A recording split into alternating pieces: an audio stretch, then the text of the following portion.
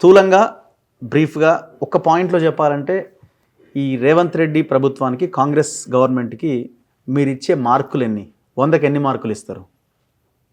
అంటే నేను అధ్యాపకుడు కాబట్టి సార్ మార్కులతోనే మీరు ప్రారంభించారు. మార్కులు ఎన్ని అని కానీ గత ప్రభుత్వంతో పోలిస్తే, ఎందుకంటే ఏ ప్రభుత్వాన్ని మనము ఇండిపెండెంట్గా చూడడం సాధ్యం కాదు, పోలికతోనే అంతే, కంపారిజన్.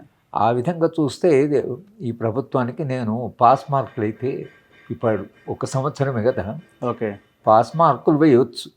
భిన్న రంగాల్లో వాళ్ళు చేస్తున్న నిర్ణయాల యొక్క ప్రభావం మనం చూస్తూనే ఉన్నాం. ఓకే, ఏ దిశగా వెళ్ళాలో అంటే మేము అనుకున్న దిశగా ఆ దిశగా వెళుతున్నట్లుగా మాకు కనిపించడం లేదు.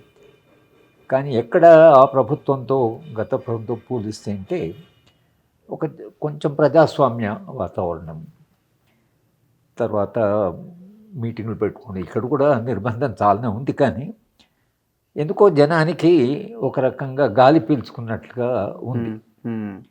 నేను పౌర హక్కుల్లో పనిచేసేవాడుగా ఈ ప్రభుత్వంలో కూడా చాలా హక్కుల ఉల్లంఘన జరిగిన గత ప్రభుత్వంతో పోలిస్తే కొంతవరకు జనము మాట్లాడము, కలవడము, తర్వాత పౌర సమాజము ప్రజా సంఘాలతో మాట్లాడడం,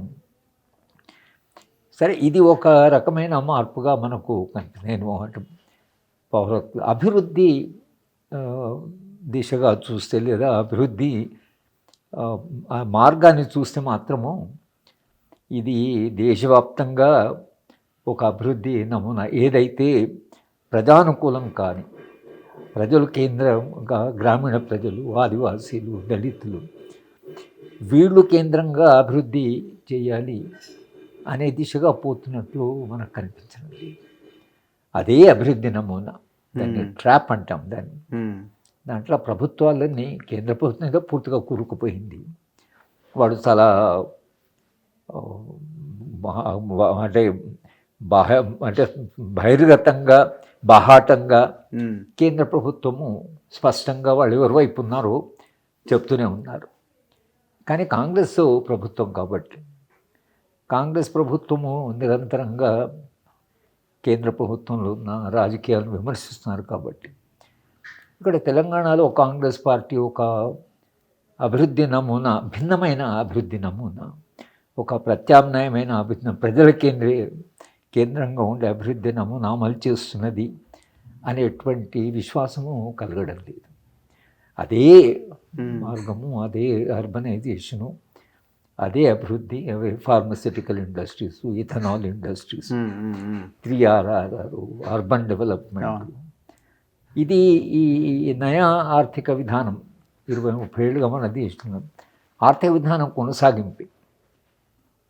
కానీ కాంగ్రెస్ పార్టీ అభివృద్ధి నమూనా తీసుకొచ్చినందుకు ఓడిపోయింది. అప్పుడు ఓడిపోతామని చెప్పాం మనం.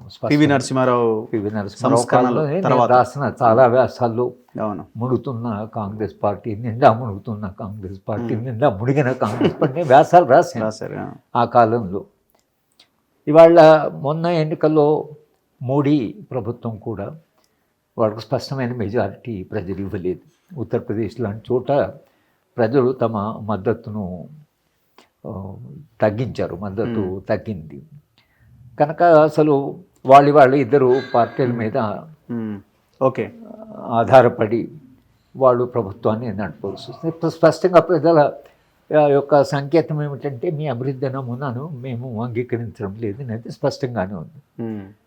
కాంగ్రెస్ పార్టీ తాను చేసిన అభివృద్ధి వలన ఓడిపోయాము, మన్మోహన్ సింగ్, చిదంబరం, కనుక మనం ఇంకేదైనా ప్రత్యామ్నాయాన్ని గురించి ఆలోచించాలి. మనం మళ్ళీ అంటూ అధికారంలోకి వస్తే మనం ఒక ప్రత్యామ్నాయాన్ని, ఈ అభివృద్ధి దిశను కొద్దిగా మార్చి ప్రజలను కేంద్రంగా చేసుకొని రావాలి. కనుక తెలంగాణ ఒక ప్రయోగశాల. ఆ విధంగా మనం అందరం అనుకున్నది ఏమిటంటే వీళ్ళు వస్తూనే కాస్త అభివృద్ధి నమూనా కాస్త మార్చి గ్రామీణ ప్రాంతాలను ఒక తమకు కేంద్రంగా గ్రామీణ పరిశ్రమలు, గ్రామీణ వృత్తులు, వ్యవసాయ రంగం, వ్యవసాయ అనుబంధ ఎడ్యుకేషన్, హెల్త్, కొన్ని కన్జ్యూమర్ గూడ్స్ ప్రజలు ఉపయోగించే వాటిని చైనా లాగా గ్రామీణ ప్రాంతాల్లో వాటిని ఉత్పత్తి చేయడం, అటు నుంచి కొంత ఆ, ఉద్యోగాలు కల్పించడం, తర్వాత ఇవి చేయాలి అనేది మనం ఆశించాం.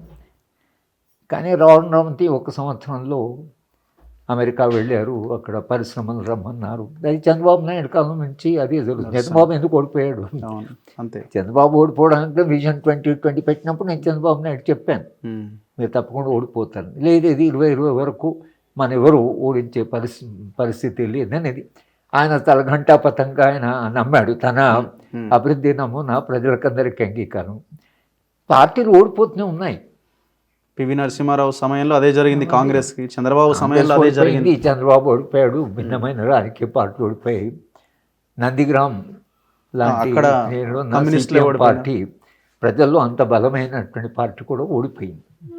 కనుక ఈ అభివృద్ధి నమూనాకు ప్రజల యొక్క మద్దతు లేదు అనేటువంటి సంకేతాలు ప్రజలు ఇస్తూనే ఉన్నారు.